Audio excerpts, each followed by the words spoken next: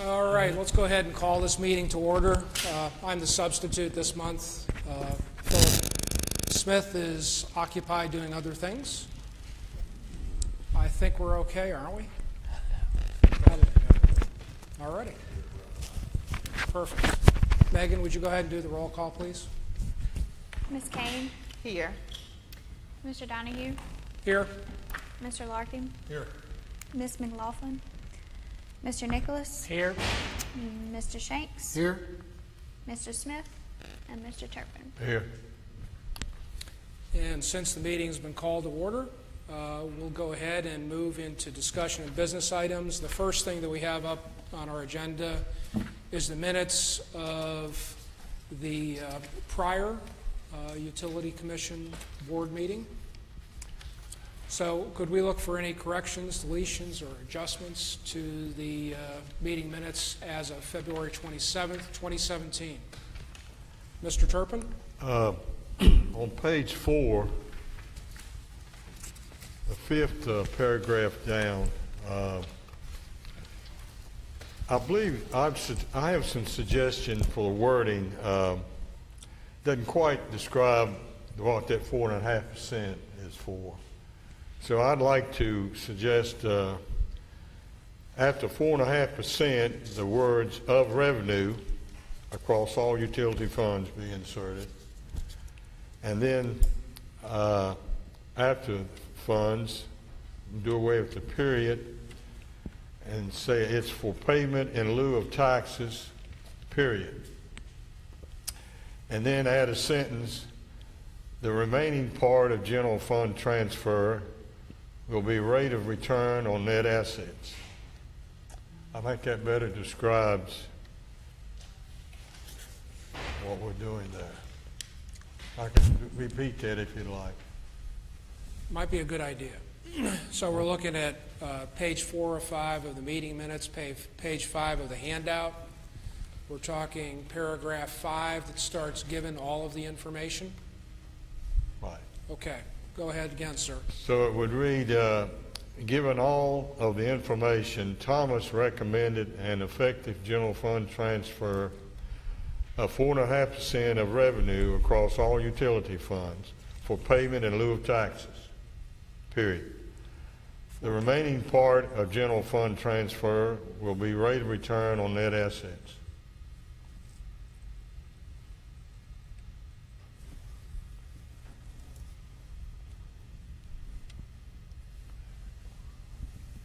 Megan, did you get that? I'll get with you afterwards to make sure I have it exactly. Okay. And does that materially agree with what was discussed? Any differences or concerns?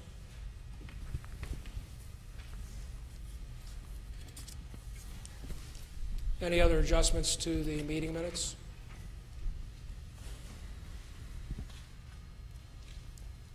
Do I have a motion to accept the minutes as amended? So moved. So moved. Second? I'll second. All in favor? Aye. Thank you. The next item we've got on the agenda will be a review of the utilities financial statements.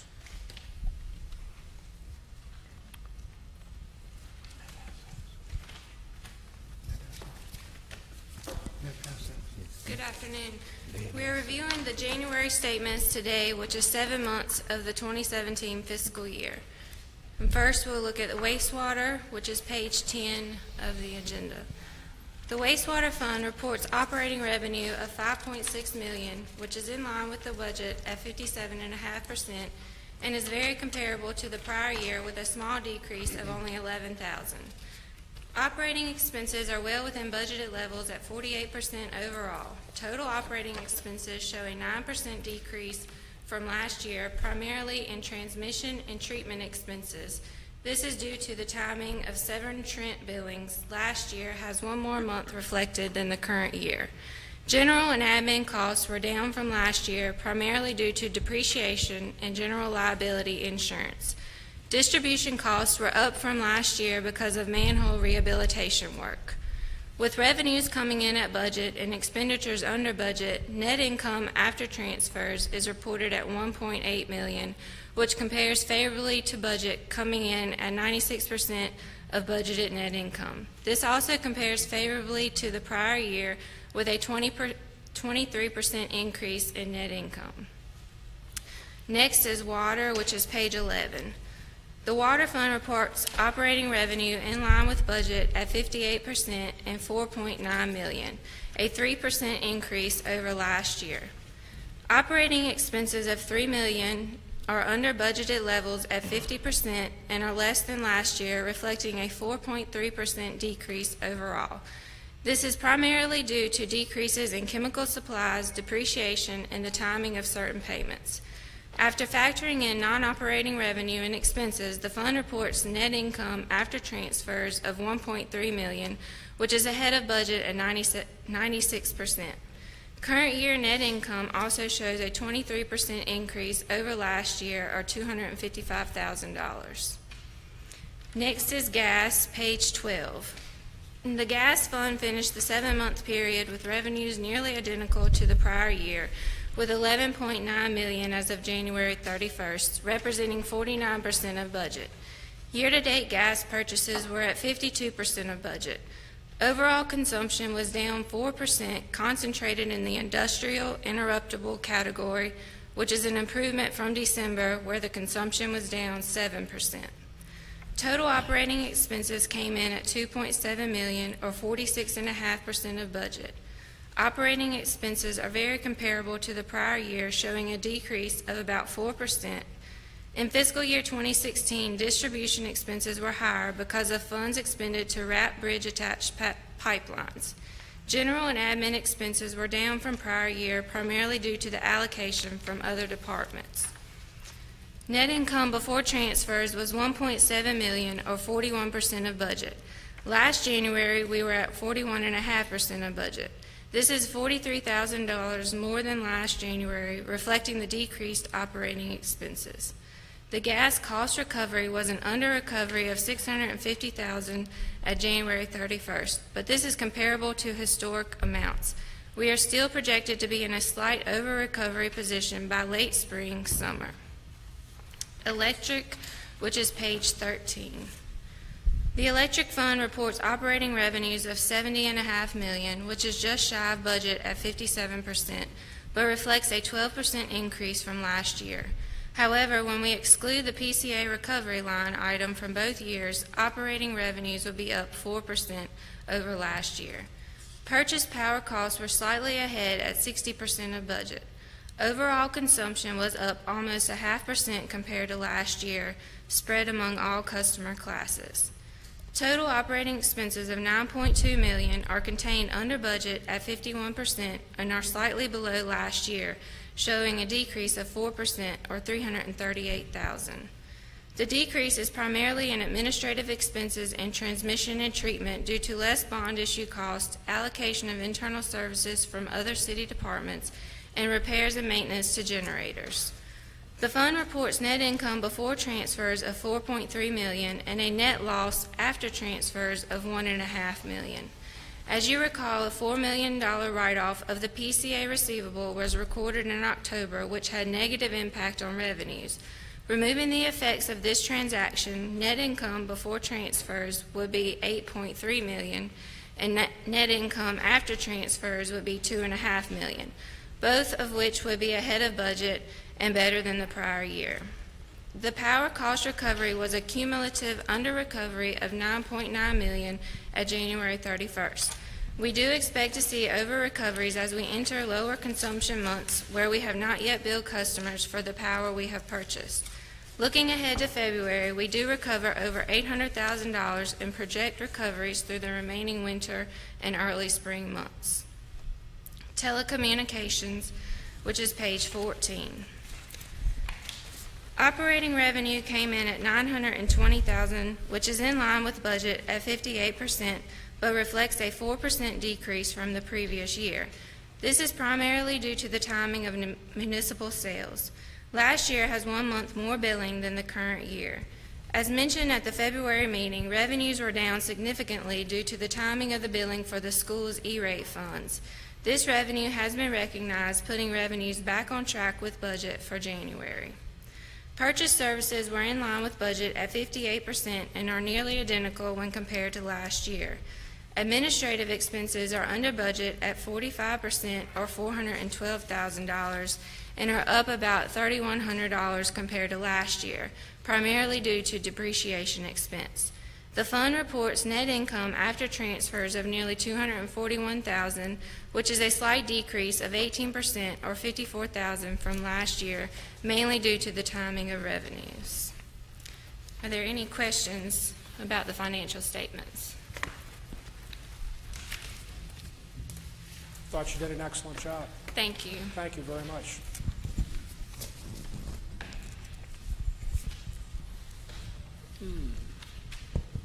Oh, next on the agenda is power cost adjustment recommendation. Last month, the commission recommended with the budget motion to transfer the remaining AMPS funds that were in the restricted account to the PCA balance. What we want to do here simply is to have a separate motion, separating it from the budget motion, and have a separate motion stating exactly what that amount of money is and when it will be done. So that's all we're asking for here. So what this does is this clarifies what the remaining residual balance is, which, according to the recommended motion that I see here, is a little over $687,000.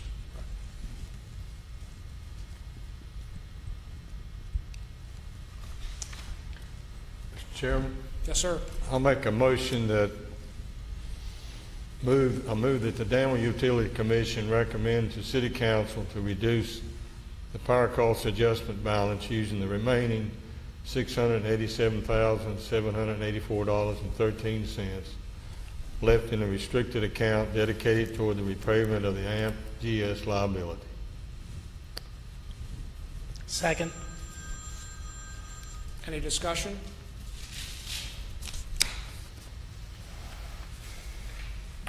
All in favor? Sir? I just would like to say, Mr. Co-Chairman, Chairman today, this is an important step, and I'm glad that the Utility Commission considered this transfer of funds to the Power Cost Adjustment Program. It was prudent that the Utility Commission put a reserve fund out there for the purpose of the liability that may have been there. But since the liability was not as high as expected, I'm glad to see the Utility Commission recommend to council that this go to the power cost adjustment. Thank you. Well, I think we ought to commend the fact that our utility staff and financial management had the foresight to take such a move and err on the conservative side. And as we can see, it's, I mean, there's still a residual balance there that can be appropriately applied.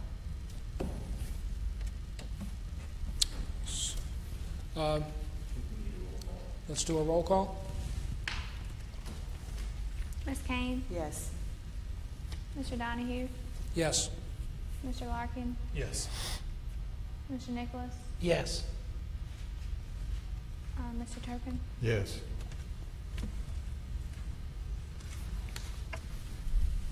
Thank you very much. The motion has carried, and I appreciate the roll being called by Ms. Baker. Next on the agenda, we have rejoining the Blue Ridge Power Association. Jason, did you want to make some introductions? Yeah, I have a short presentation. Very good.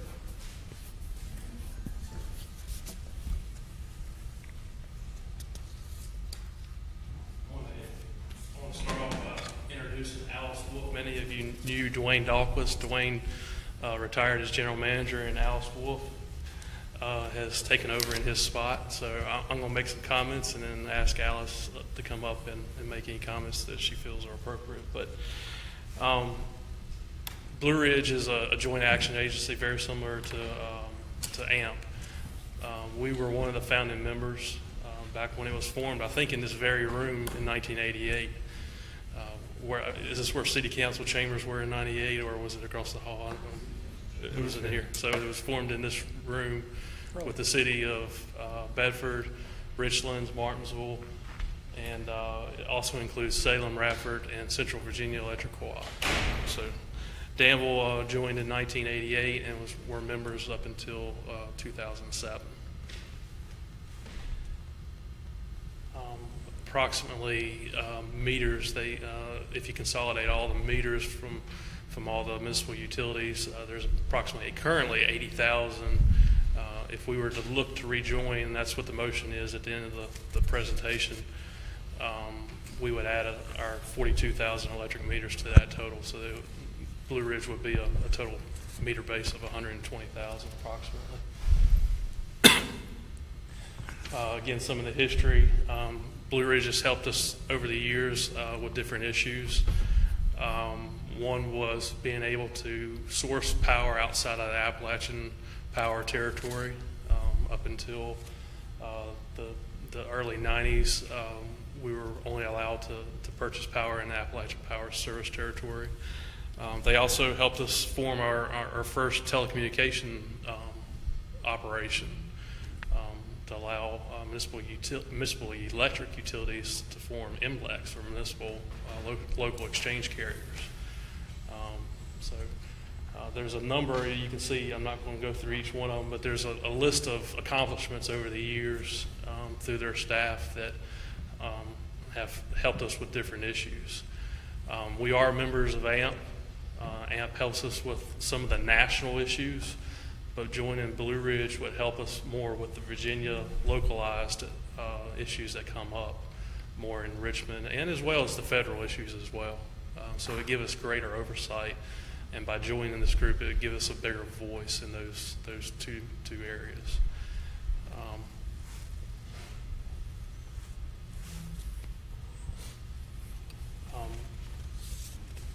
Blue Ridge used to jointly negotiate power, as you can remember.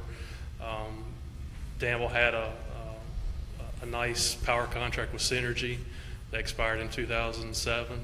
So that was one of the biggest accomplishments of Blue Ridge is negotiating that Synergy contract and having really a below market power contract for a number of years. Those deals are just not available today. And then at this time, I would like Alice to come up and give any comments that I may have left out. That's great. Thank you, Jason. And thank you for having me here today. We're very excited that you're considering rejoining Blue Ridge, so we really appreciate you considering that. You see the benefits to the other agency members is having an increased economies of scale and having the chance to work with Jason in all that he does and learn from him. Likewise, the benefits to Danville are additional oversight of your single largest utility expense, having a Virginia-specific voice in these critical markets and the federal level and various projects, and just having the opportunity to work with other utilities, see what opportunities, what issues they have, and exchange ideas on how to work together. So we think there's some real benefits there, and we're glad you're considering it.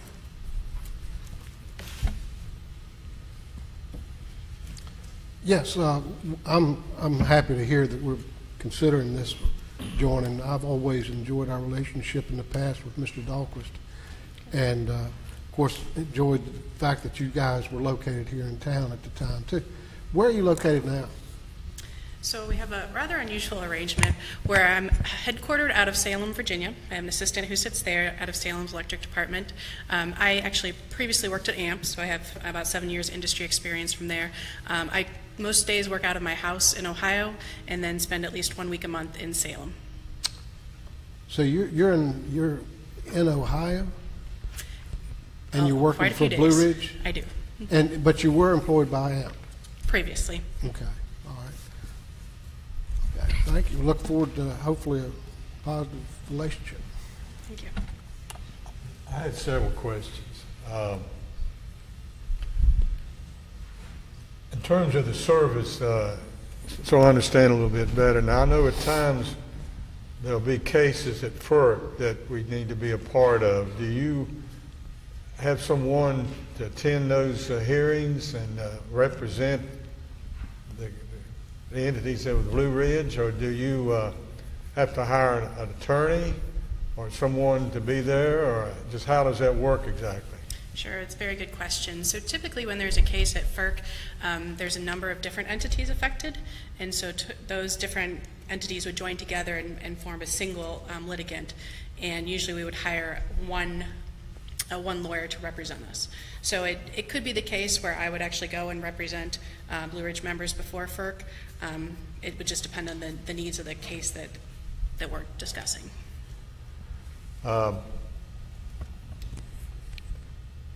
In terms of the cost, what would it cost the city to be members? How is that determined? Sure. So we recover our costs in two ways. One is through dues, so that funds our administrative and general budget. Our budget is about $240,000 a year, and those costs are recovered. 40% of that is split equally among all of the Blue Ridge members. 60% is split based on the previous year's megawatt hours. So larger members pay a little bit more there, smaller members pay a little bit less. For that part, for the dues itself, that would be about $57,000 to Danville. And then we do have a project budget. So for some of our projects, not all members of Blue Ridge participate in the exact same power supply projects or industry associations. So we allocate those out to the specific participants so that if you're not a member of a project, you don't have to pay for it. So that might be a little bit confusing, but some folks have a long-term, some of the Blue Ridge members have a long-term power supply contract with APCO. Others are members of AMP, like Danville is. So we don't want the APCO members to pay for anything that's happening at AMP. Basically, we're trying to keep our costs separate. In that regard, so you just pay for the projects that you participate in, and I estimate those fees for Danville would be about $33,000. That's variable from year to year depending on what's actually going on in the industry.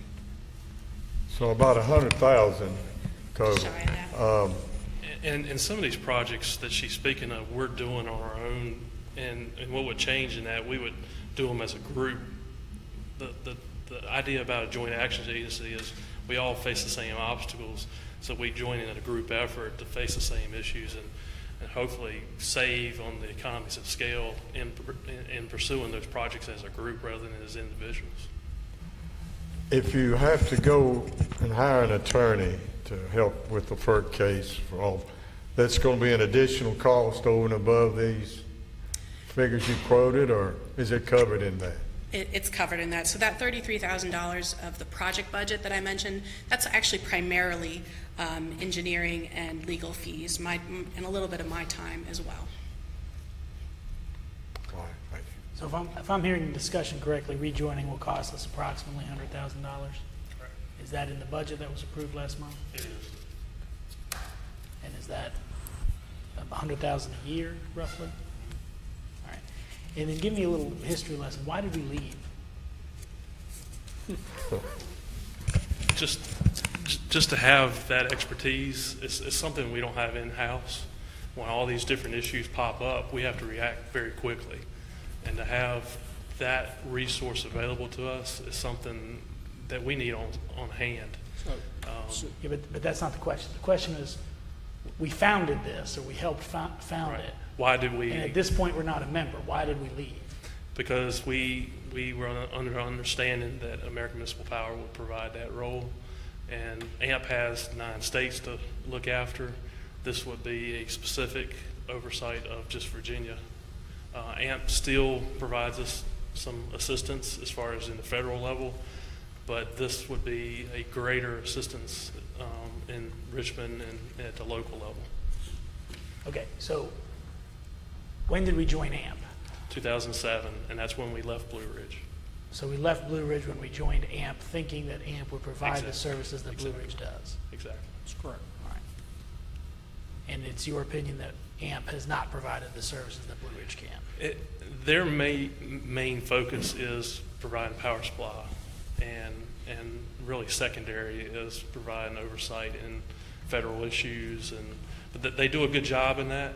But as far as helping us in Richmond, that's really up to groups like Blue Ridge and others. So Not Blue- really AMP. AMP can't be in 9 different state houses at once and be fully engaged. It's really hard to do that. So what specifically is Blue Ridge going to do for us? They're going to help us with a lot of these issues that come up, especially in the January sessions that could affect ratepayers. Any kind of legislation that could harm municipal utilities, they would help us with that. So they're a lobbying arm. They could be, yeah. In part. All right. What other issues outside of Richmond? Issues in Washington, D.C. with FERC, transmission rate cases, any kind of joint power supply deals that the members look at together that could be a benefit of Blue Ridge. That would be, Virginia specific. Okay. So will we continue to use AMP as well? We would. We buy power. We have long-term contracts with them. It's that this supplements the state level, gives us that extra resource, that extra help that we need at the state level. So specifically, is Blue Ridge a registered lobbyist? Yes. Yes, I'm registered at the state level. The federal requirements are a little bit different, so I haven't gone the route of registering there, but I actually was in Washington, D.C. a couple weeks ago, meeting with Representatives Garrett and Griffith and our 2 senators from Virginia. So one of the primary functions will be legal and lobbying. Will you consider to offer technical support, or do we get all that from AMP Ohio? Technical support in terms And of purchase agreements and consultation?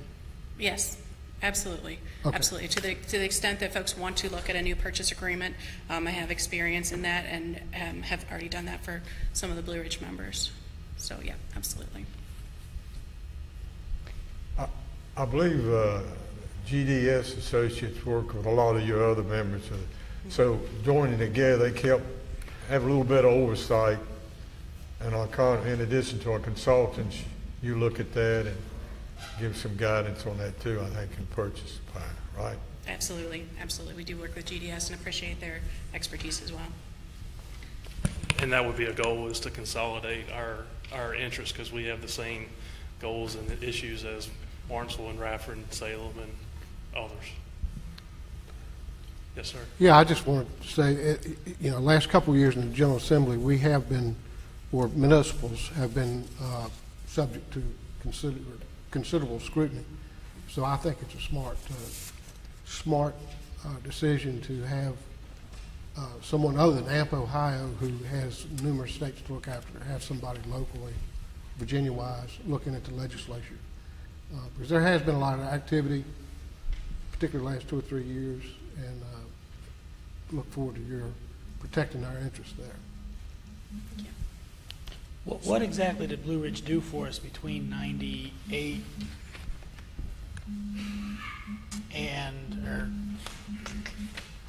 where is it? 98 and 07? 2007. I think the biggest thing is the Synergy contract. We had a below market power supply contract with Synergy that had very good rates, and then when that expired, we had to go back on the market or full requirements contract with Appalachian Power, and we wound up joining an AMP and being the owners of generation assets.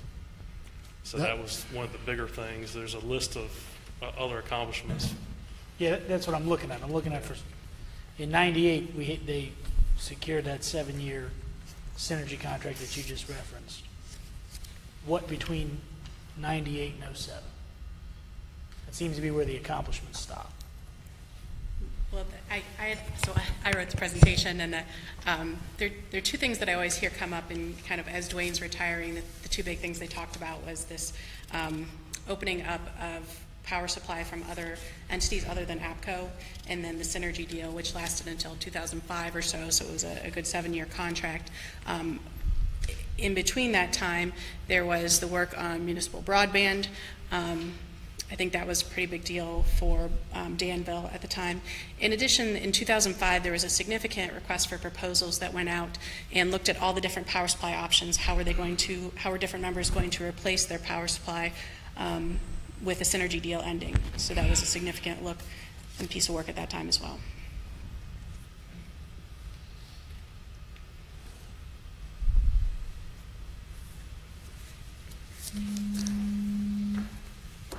So can I ask a question or two? So one question would be, what is an alternative to Blue Ridge Power Agency to perform similar services here in Virginia? Really, the alternative, the equal to this is to do it individually and hire our own lobbyists. We've already hired GDS. We've hired law firms before to help us on different issues. It would be to continue to do it on our own at probably a higher cost, rather than getting feedback and warning that issues are coming or you need to look at this, and to do it as a joint group where you have a bigger voice.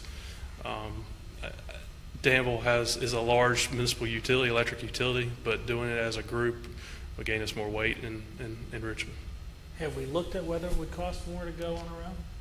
Well, I know what I've done over the past 2 or 3 years as far as working on different problems, and I know based on my brief experience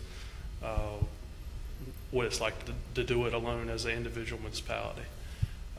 To have a group lead it together as a group, you could share in those costs, and we all have the same issues. I said that probably 2 or 3 times, but to do it and share the cost gets you more clout.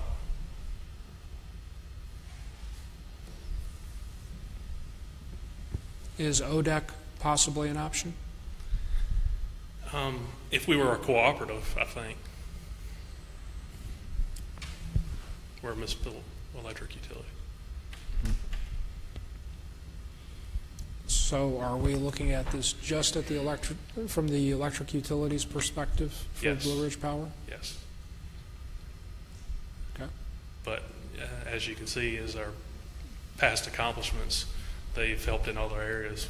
They helped us start our own municipal broadband area, which has led to a new division in Danville Utilities. So perhaps it might be beneficial to hear the city manager's perspective on this, since the city manager does spend a fair amount of time on those issues on behalf of the utility.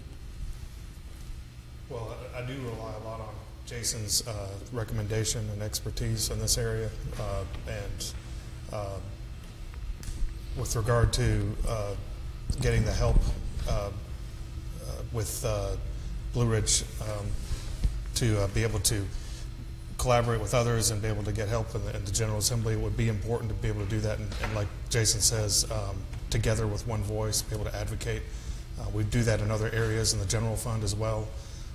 We joined Virginia First Cities, which has been pretty helpful to us as well. We just joined that last year, and they've been real good to work with and have advocated for issues that are of concern to the city with other cities in similar circumstances like ours. I think we're going to get a presentation on that in the next few weeks showing that they've been very helpful to us in a number of areas that we have concern. So I could say that it is better to have somebody that's the eyes and ears on things to be able to make sure that we're up to date on stuff so that we can react appropriately when necessary. We're very busy people, obviously, and we're mostly concerned about our day-to-day job. When some things get put on the back burner, it's good to have an organization that's bringing that to the front burner for us so that we can get out there and advocate on these issues. So I see it as being very important, but I rely on Jason and his expertise and his recommendation. I guess what I don't understand is it seems somewhat redundant. If we're supposed to get this from AMP, why aren't we getting it from AMP? I think that's the misconception. Are we supposed to get it from AMP? I think AMP's doing it for a lot of Ohio members, but to do it for all 9 states would mean putting full-time lobbyists in every state, and they just don't do that without increased fees and raising their fees. This is more than just lobbying. Let me get that clear. This is about being aware of things that we need our attention, acting on our behalf in a lot of situations. So for AMP to be able to do that in 9 states, plus at the federal government, that's a lot to ask of them. When their nature is to generate power, not to be a lobbyist on our behalf. So, and again, this may just be my own ignorance, but if it's more than just a lobbying thing, what else is it? We could easily aggregate into another synergy contract if one were to come up. So let's kind of be more direct here. So, as we look strategically over the next few years, and we look for options, Blue Ridge, what would be the total aggregation of power if we were to join you, ma'am?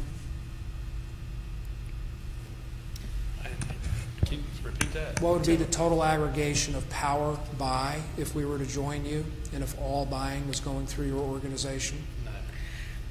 So Blue Ridge is one of the ways Blue Ridge is different from AMP is that we don't hold any financial contracts. So those contracts are direct between the municipality and the power supplier, whether it's an AMP project or another bilateral deal or whatnot. But by joining Blue Ridge, you become one of this very Virginia-specific voice. You'd be looking at about 230 megawatts. So I think we'd be just shy of 500 megawatts total, and about 120,000 meters, I believe, maybe 130,000 meters. I think the critical thing is that that there's somebody else who, frankly, it's very cost effective. When I compare what my rates are to consultants' rates, I'm frankly significantly cheaper. But additional oversight of those bills and those cases going on, and a voice that I'm able to show up in different folks' offices and say, here's what's going on in Danville or Salem, and here's how they're affected by that. Well, previously, Blue Ridge, negotiated on behalf of its members as a joint action group, and helped Danville, kinda, when we looked at AMP as an option. All right. So do you envision continuing to do that in the future? What's your strategy? That's a great question. Jason and I have not sat down and discussed the specific power supply needs of Danville.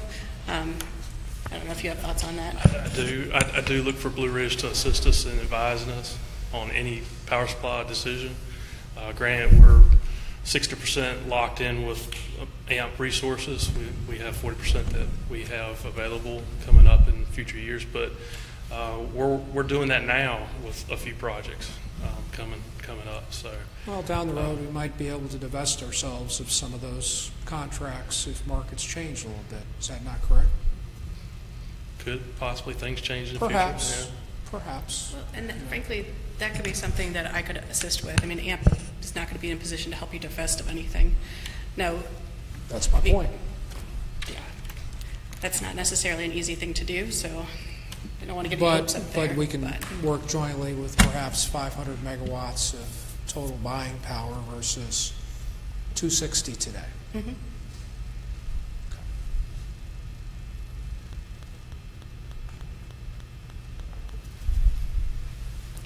So that may be something we do as an individual through Blue Ridge, or maybe something we do as a group with other participants. I'm just thinking long term here.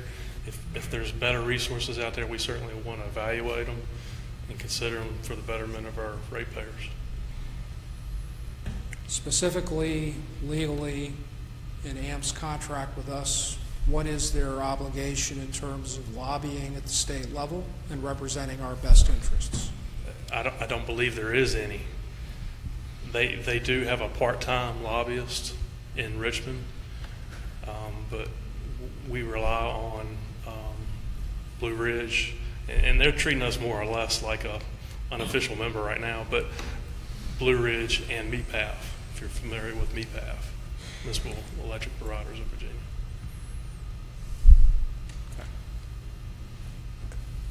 If I remember correctly, I think I asked the gentleman from AMP one time about representing our interest at FERC, and I could tell that it's not going to be as specific in our interest per se, I think, as they look at things overall, sort of different viewpoint.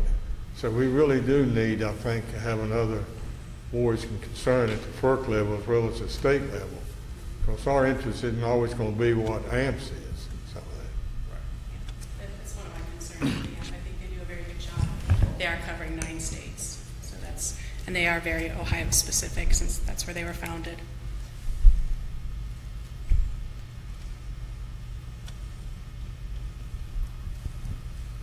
Any other questions or discussion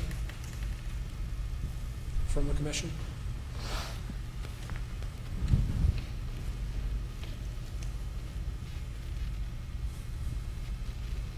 So we have a suggested motion from the director to consider.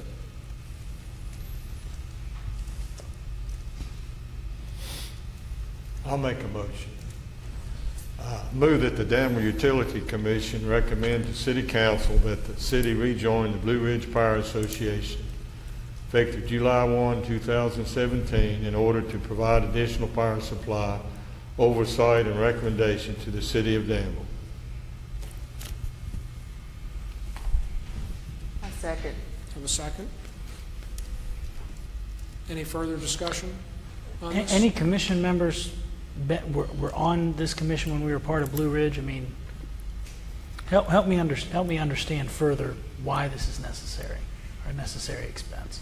I came on the city council right after this terminated. And at the time, we were jumping full force into the Danville High deal, and that was totally focused. We were totally focused on Danville High at the time. I think, if I remember correctly, the manager at the time felt like it was duplicate services, which I think we've learned since then it's not. If you also will remember or think back, deregulation had occurred earlier than this, and they, through that, negotiated the synergy deal. When the synergy deal was complete, Danville Utilities was in a bad situation with their clients with regard to the power costs and the necessary rate adjustment that came about right after that, or right about that same time period. So there were several reasons, and the manager just at the time felt like we needed to concentrate with AMP Ohio. And historically, it was Blue Ridge that brought AMP to Danville and presented that along with a couple of other, one was APCO, and I think there were 3 folks, and eventually Danville chose to go with AMP. Yes. So if I'm hearing you correctly, it sounds like we should never have left Blue Ridge in the first place. I would say, I was on the commission at the time, and I would say that there was some personality issues that drove the decision. Okay. Okay.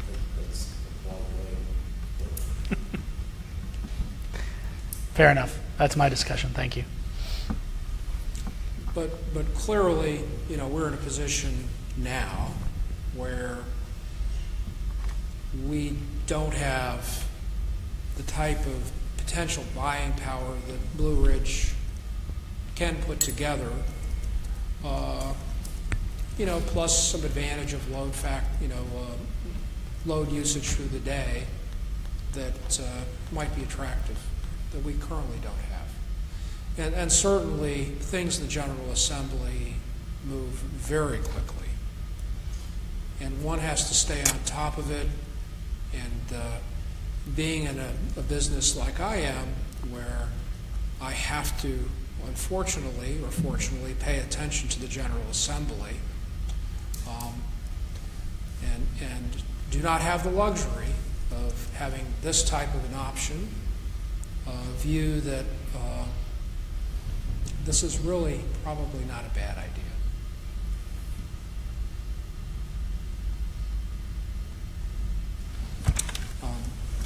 Our folks need to spend time focused on the operation and be prepared they don't need to be going through what's happened on a daily basis.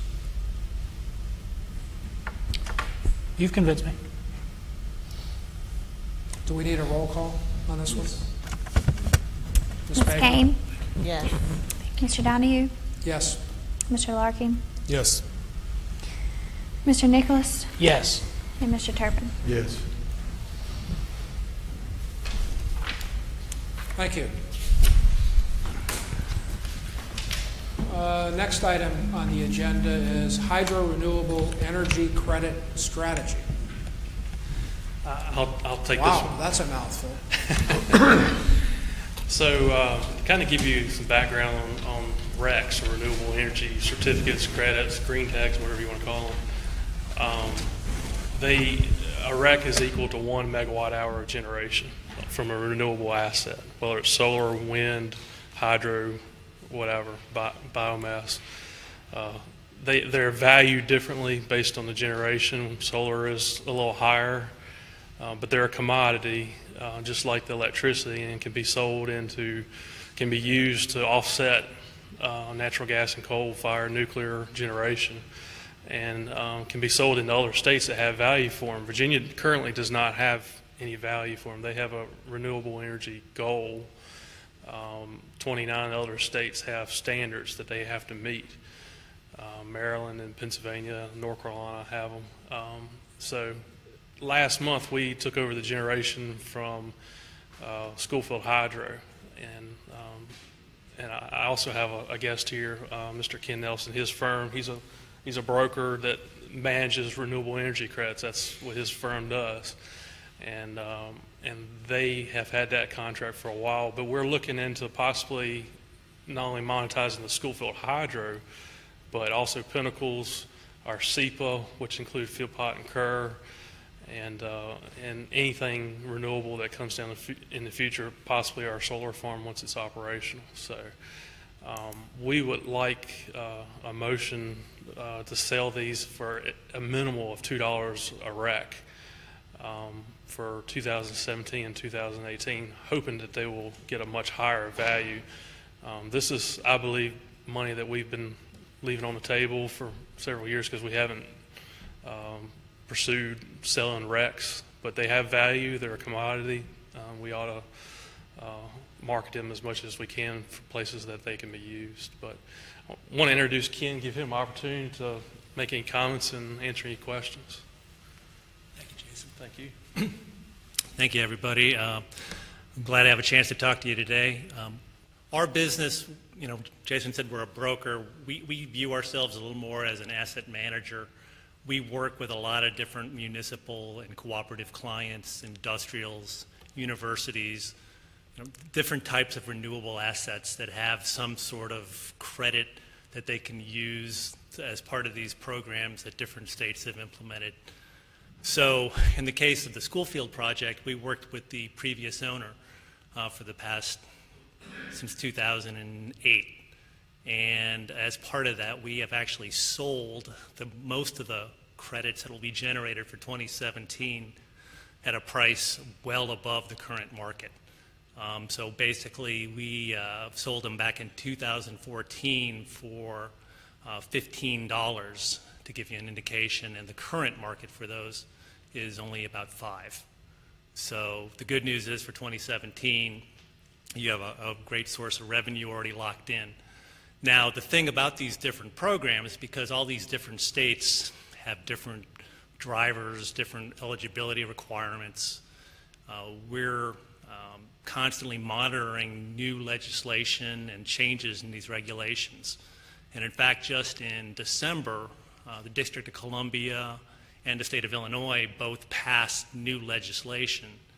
And the way it kind of works is that the legislation gets passed, and then the regulators have to sit down and figure out how to implement whatever it is that was passed. So we're currently working in both locations on some of these new rules. So that's sort of our role. It's not just to sell these, it's also to work with the various program administrators on how to implement these, and try to explain, what, given our background in multiple states, how this might work as opposed to what other states might be doing. And then with the SEPA assets too, we've been very active. We actually represent a couple of projects in North Carolina and South Carolina that are in the North Carolina program. And we're also representing, or we're in the process of finalizing a representation agreement with the Hampton Road Sanitation District. But there's a lot of moving parts and pieces to how SEPA would qualify. And we're actually having discussions with the North Carolina Utility Commission. There's a little bit of a history there in terms of how SEPA has been eligible under the Carolina rule set. And so we're trying to then represent the Virginia side of those assets to try to see what revenue we might be able to generate from those credits. So our whole business is predicated on not charging any fees. We work based on a percentage of whatever we're able to recognize. So we feel that our incentives are aligned, that our goal is to maximize the revenues associated with the credits. Yes?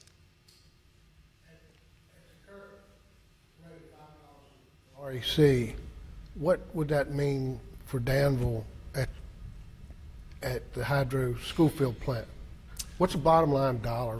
I mean, are we talking about $5 or are we talking about $500,000? It currently generates, I mean, we've been associated with the asset for a number of years, so it generates anywhere from 12,000 to maybe 16,000 megawatt hours a year. Times 5? Times 5.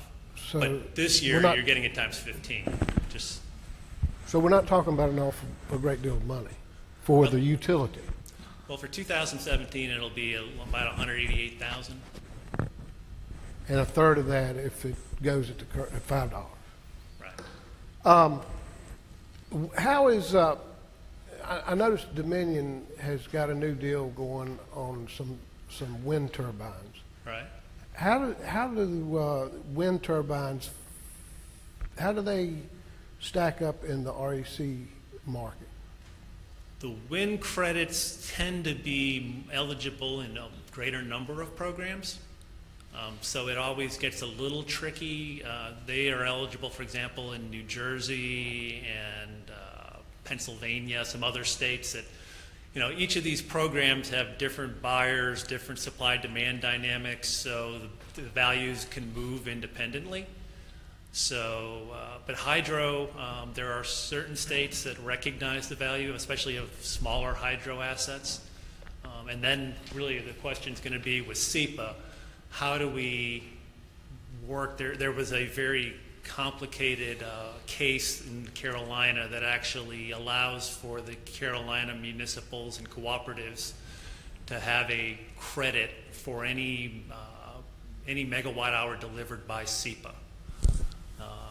It's sort of a settlement agreement that allows them to, even if SEPA, for example, delivered a coal megawatt hour, it would still qualify under the Carolina program. So we're actually talking with the commission.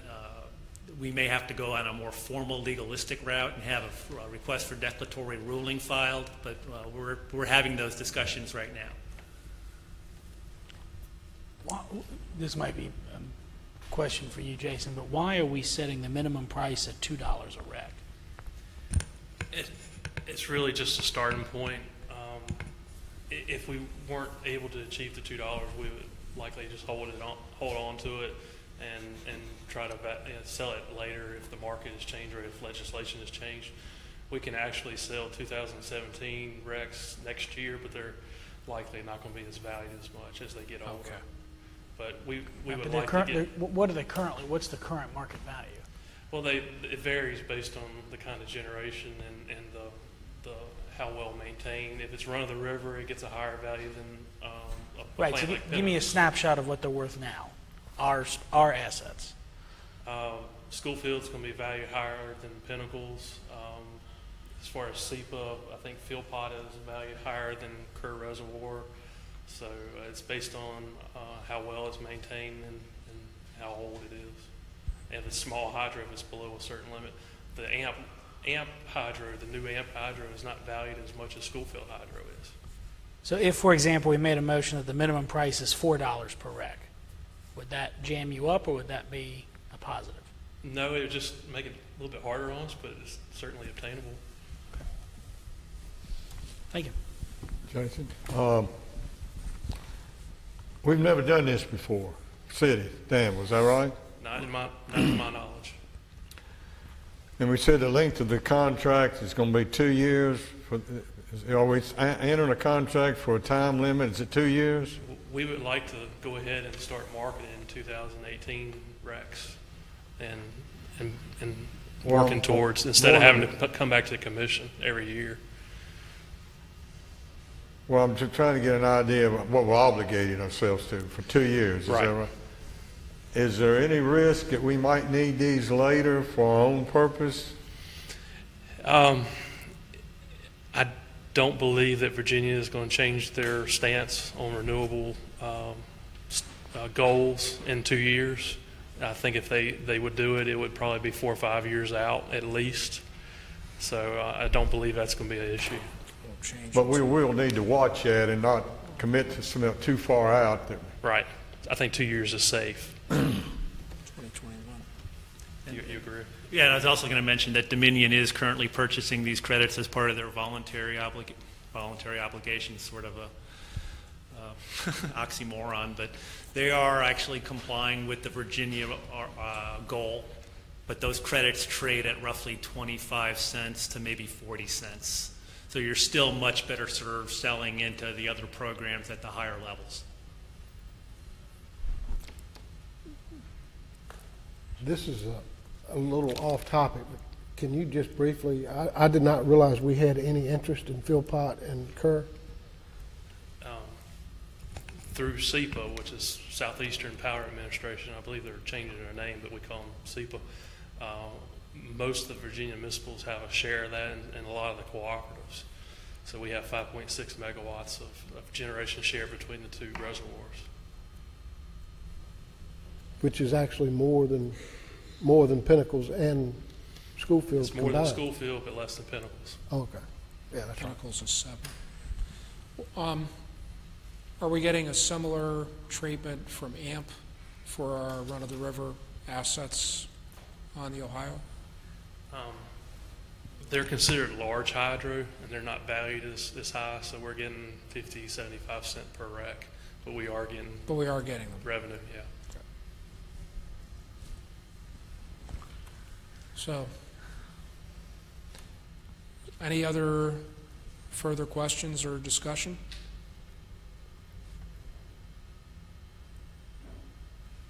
I like it. I just think we should have a higher minimum price.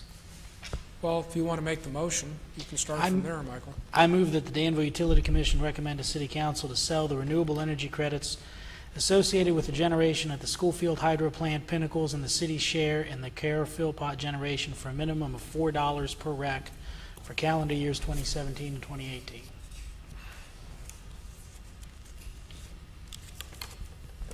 Question on that.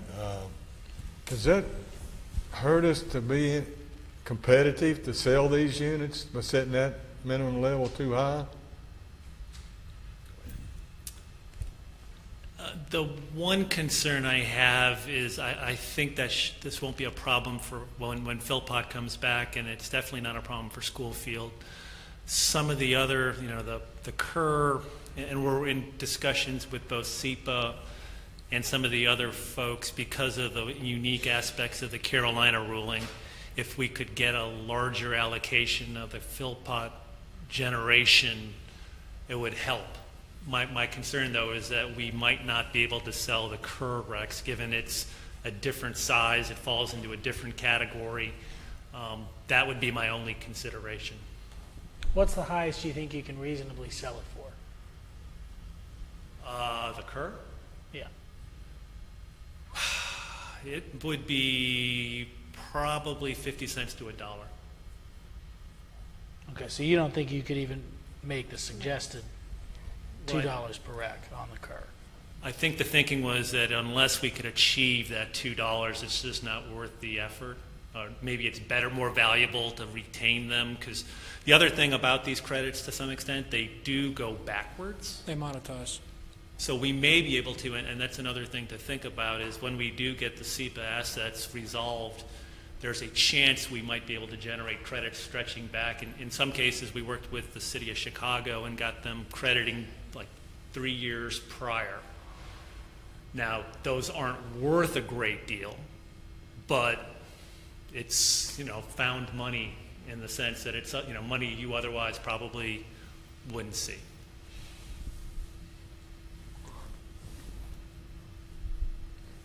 But Ken, aren't you incentivized to get us the best deal possible? Yes, and we've been able to find some rather unique situations, sometimes even voluntary buyers. I mean, there's a number of different motivations for people to buy these types of credits, so we like to think that we're covering a number of different avenues. Sure. And there's a lot of people up near Charlottesville who love doing this stuff. You're not from Charlottesville, are you? No. Didn't mean to insult anybody here, but Mr. Chairman, I kind of feel maybe I ought to hold to the $2, but Well, since there wasn't a second, I'll withdraw my motion. I'll make the suggested one. so you'll reconsider and just... Yeah, I withdraw my prior motion, which I still think I can do because there was no second, right? No So second. I withdraw that. And now I move that the Danville Utility Commission recommend to City Council to sell the renewable energy credits associated with the generation of the Schoolfield Hydro Plant, Pinnacles, and the city share in the Cara Philpott generation for a minimum of $2 per rec for the calendar years 2017 and 2018. Any further discussion? Do I hear a second? second. Second. And with that, do we need a roll call? Ms. Baker? Yes. Yes. Mr. Larkin? Yes. Mr. Nicholas? Yes. Mr. Turpin? Yes. Thank you. Thank you. I believe that covers all of our standard business items for the day. We have communications next prior to adjournment, and we'll start with the city manager. Thank you, sir. Next, we'll go with utilities staff. Let's see, Greg, anything from you, sir? Thank you. Carolyn? How are you? Nice to see you. Barry? I don't have anything unless you have some questions about something real.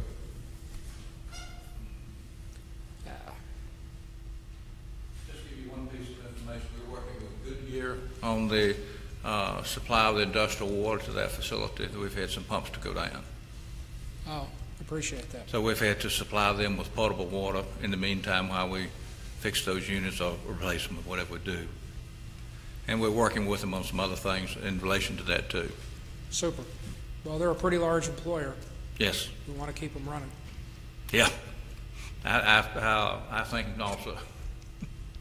Thank you. Yes. We've been, since they've been on city water, potable water, I refer to it, potable. We've been able to supply them. We've had some peak issues at times that we just have to put on more pumps to serve them out. Pressure from a standpipe sometimes doesn't meet the peak, so we have to cut on some pumps to meet the peak demands. They usually are two a day when they put the tires in the molds to cure them.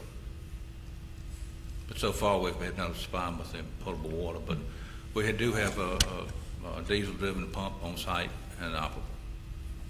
I'm glad we were able to do that, but that is going to end up affecting the bottom line for Danville Water. That was a question. Point out That will end up affecting, it will cost Danville Utilities more Yes. to provide that, and it will affect the bottom line. Will it be a big effect? Well, at this time, we're working closely with Goodyear. That's, And and believe me, the- I understand that's the yeah. most important thing. But good, as we look at it, the current contractual arrangements, Goodyear will be responsible for these costs. It's going through their potable water meter. No, not, well, yeah, they'll have to pay the potable water, right, they'll have to pay the potable water bill too, yes. Okay. And the potable water is more expensive than the clarified water, Yeah. obviously. Obviously.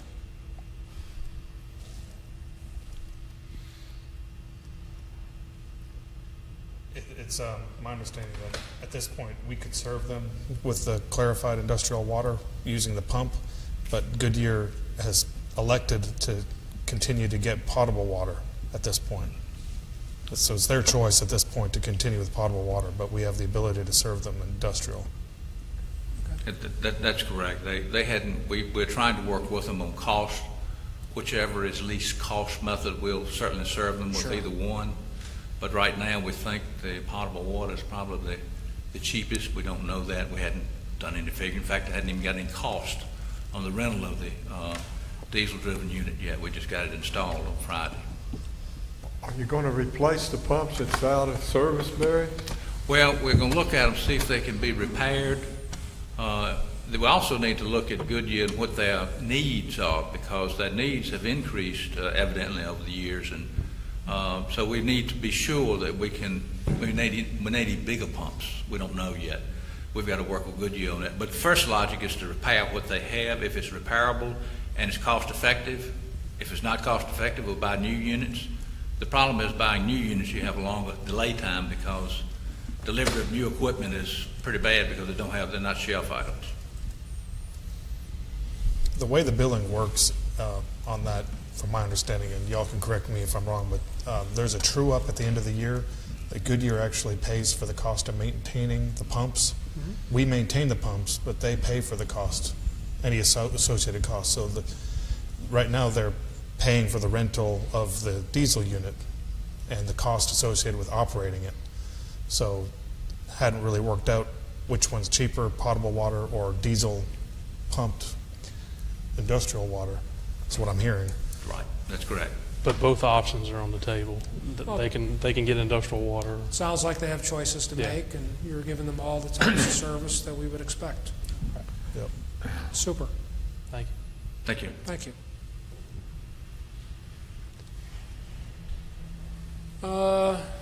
Kelly? Yeah, I didn't want to forget you. And Jennifer?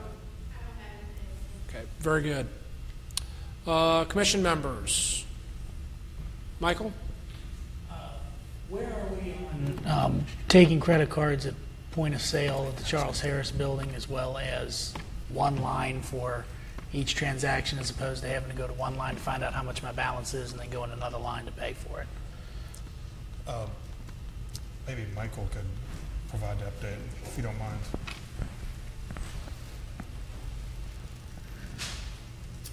Regarding credit cards as point of sale, face-to-face transactions, we have begun discussions with our software provider for our collection application.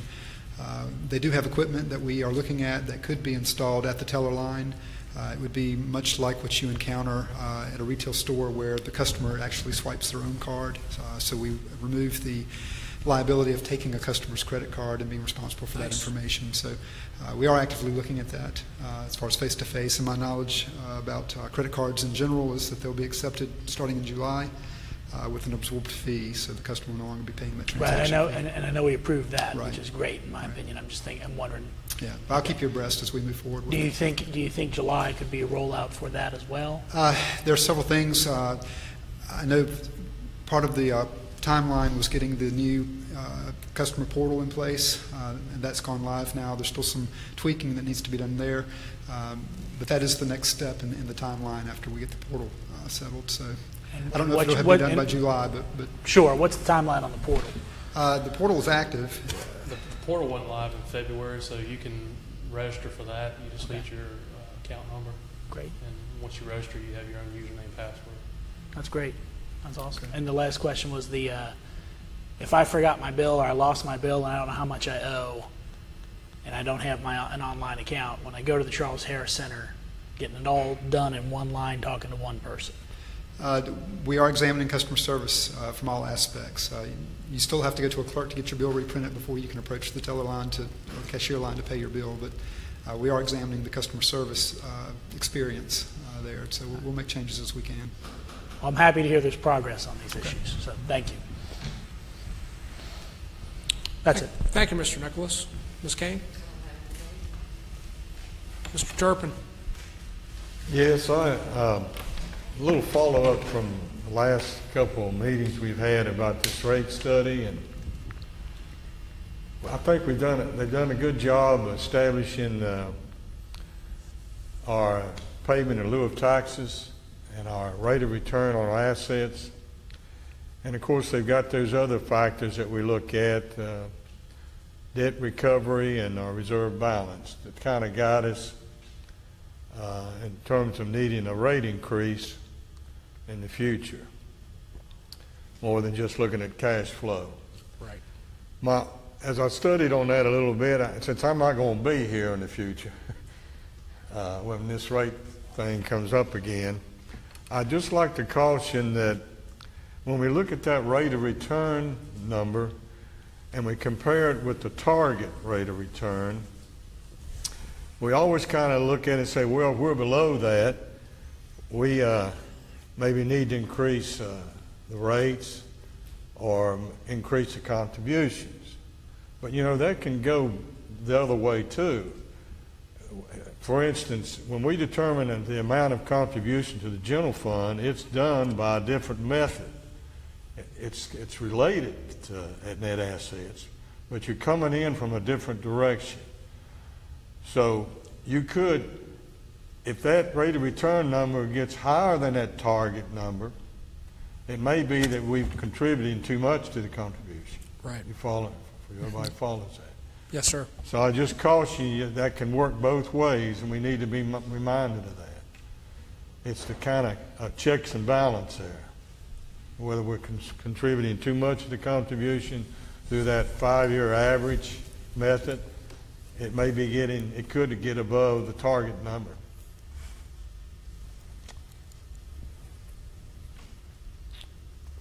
So look after that when I'm going. We will, sir. Mr. Shanks?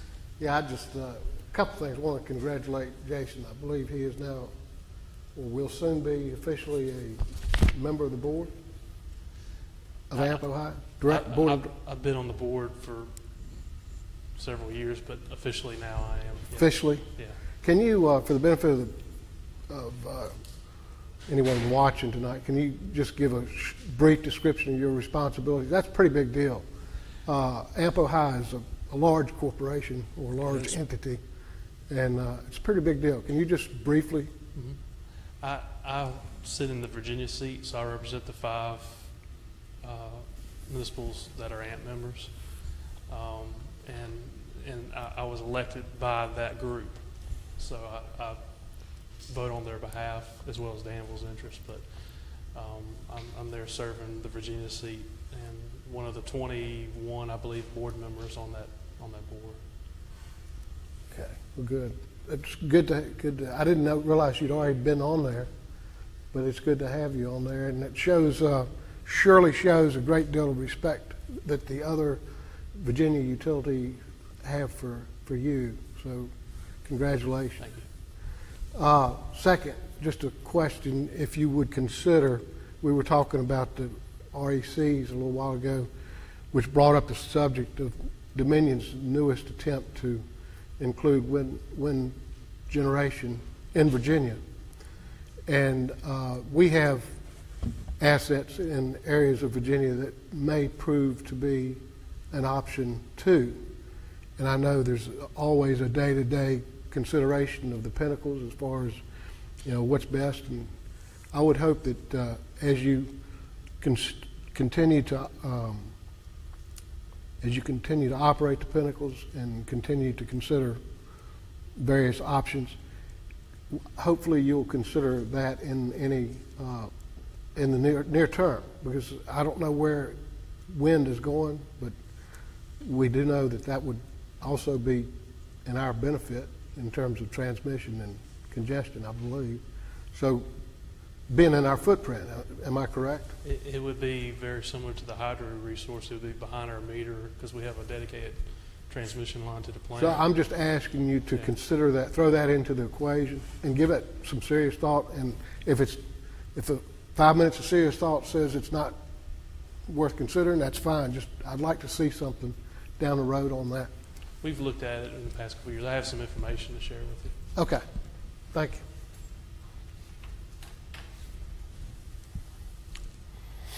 Do we have any public comments? With that, we'll move to the director's report.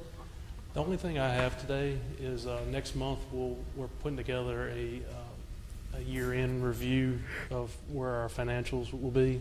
Ms. Holly's working on that, mainly in just electric and gas, kind of like what we did last year. That's a good idea. I know there's some questions with both because they're all based on weather.